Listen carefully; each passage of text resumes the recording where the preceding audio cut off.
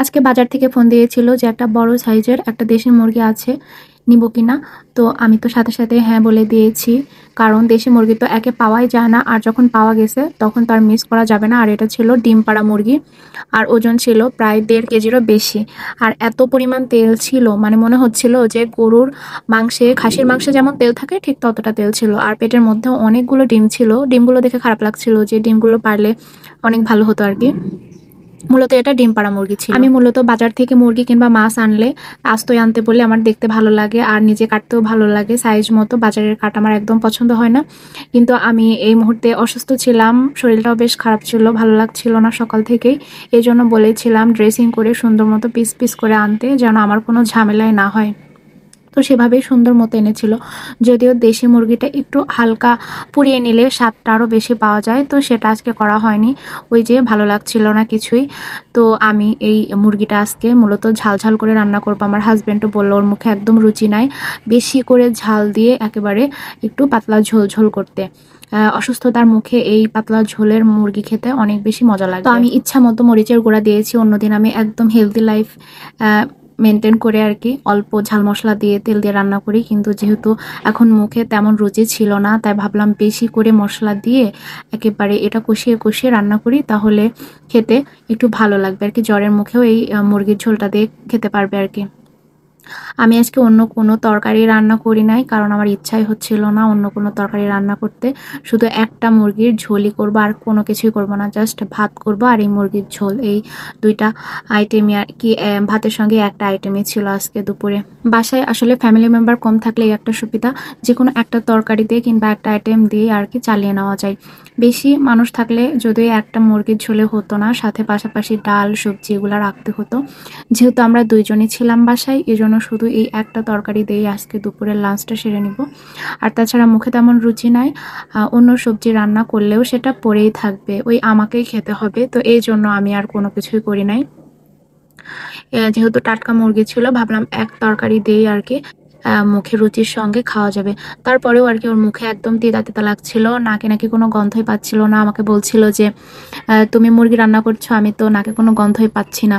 আসলে এখনকার জ্বরগুলা কেমন হয়েছে, মুখেও রুচি থাকে না, নাকেও কোনো গন্ধ থাকে না, আর কোনো কিছু খেতেও পারে না। তো আল্লাহর রহমতে খেতে পারছে মোটামুটি, কিন্তু তারপরেও আর কি ওই যে এখন আজকের দিনটা একটু আর কি তিতা তিতা লাগছে সবকিছুই খেতে।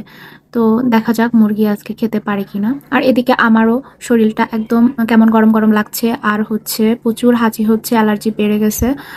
আমার শরীরটাও একদমই ভালো লাগছে না, মানে ওই জ্বরের আগে যেমন হয় সেরকমই আর কি। আমারও 2 দিন হলো শরীরটা একদম ভালো না। তো আমি মুরগির পেটে যে ডিমগুলো ছিল সেগুলো কিন্তু মাংসটা খুব ভালো মতো কষানোর পরে আমি দিয়ে দিব, কারণ আগে কিন্তু ডিম দিলে ডিমটা ভেঙে যাবে, আর তরকারিটাও কিন্তু একদম দুর্গন্ধ ছড়াবে, তাই ডিমটা আমি পরে দিয়ে দিয়েছি। আর মুরগির পেটের মধ্যে যে অনেকগুলা তেল ছিল, সেই তেল কিন্তু আমি রাখি নাই, আমি ফেলে দিয়েছি। সামান্য পরিমাণ রেখেছি, কারণ তেল আলা মুরগির কিন্তু টেস্ট বেশি লাগে, যত বড় মুরগি হয় ততই তেল হলে সেটা টেস্ট লাগে। যেহেতু এটা হচ্ছে পাতলা ঝোল হবে, আর যেহেতু শরীর অসুস্থ, এজন্য খুব বেশি তেল রাখিনি, কারণ তাহলে কিন্তু অসুস্থ শরীরে এই বেশি তেল বেশি ফ্যাট খেলে কিন্তু আরও খারাপ লাগবে। তো আমি খুব ভালো মতোই আর কি কষিয়ে নিয়েছি, আমি খুব যত্ন সহকারে আর কি রান্নাটা করছি। অন্যদিন আমি খুব দ্রুত কম মশলায় ঝটপট রান্না করে ফেলি, আজকে আমি চেষ্টা করছি যেন এটা খেতে মোটামুটি একটু টেস্ট আসে, একটু স্পাইসিভাবে রান্না করছি আর কি। আর আমি মাংসটা খুব ভালো মতো কষিয়ে যখন তেল লবণ মশলা সব কিছুই আর কি ঢুকে গেছে, ঠিক সেই মুহূর্তে আমি আলুগুলো দিয়ে দিলাম। এভাবে আমার শাশুড়ি রান্না করে, যে মাংসটা খুব সুন্দর মতো কষিয়ে ভাজা ভাজা করে নিয়ে পরে আলুটার সঙ্গেও একটু পানি দিয়ে কষিয়ে দেন একেবারে ঝোলের পানি দিয়ে দেয়। তো আমি ঠিক ওইভাবেই রান্না করছি। আমার শাশুড়ির হাতের হাঁসের মাংস, মুরগির মাংস, এই রান্নাগুলো খেতে অনেক বেশি মজা লাগে আমার কাছে। উনি খুব যত্ন করেই রান্নাগুলো করে থাকে। আর আমার আম্মুর হাতের রান্না, আমার আম্মু একটু মুরগিটা ঝোল ঝোল রাখার চেষ্টা করে, কারণ আমরা সবাই আর কি ঝোল খেতে পছন্দ করি। আর যেদিনকে মুরগি আর কি আনা হয় সেদিনকে টাটকা রান্না করলে যে টেস্টটা পাওয়া যায়, যে কোনো মাছ হোক আর মুরগি হোক কিংবা গরু মাংস হোক, টাটকা রান্না করলে যে টেস্টটা পাওয়া যায় সেটা কিন্তু কোনো সময় পাওয়া যায় না। আমার মনে হয় ফ্রিজে রাখলেই এটার টেস্ট নষ্ট হয়ে যায়। আমার হাজব্যান্ড কিংবা আমার শ্বশুর সবসময় বলে আর কি, যে আজকে এনেছে আজকেই টাটকা রান্না করো, ফ্রিজে রাখলেই কিন্তু টেস্টটা থাকবে না। তো আমরা যারা মেয়ে মানুষ তারা চিন্তা করি যে ফ্রিজে রেখে দিলে পরে আর কি রান্না করে খেতে পারবো, একবারে রান্না করলে আসলে খাওয়াও যায় না আর নষ্টও হয়।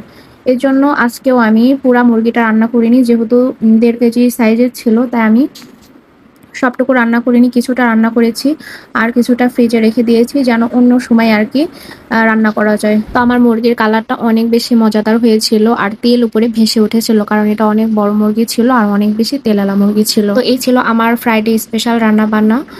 তো আপনাদের আজকে কি রান্না হয়েছে সেটা জানাবেন। তো সবাই ভালো থাকেন, সুস্থ থাকেন, আল্লাহ হাফেজ।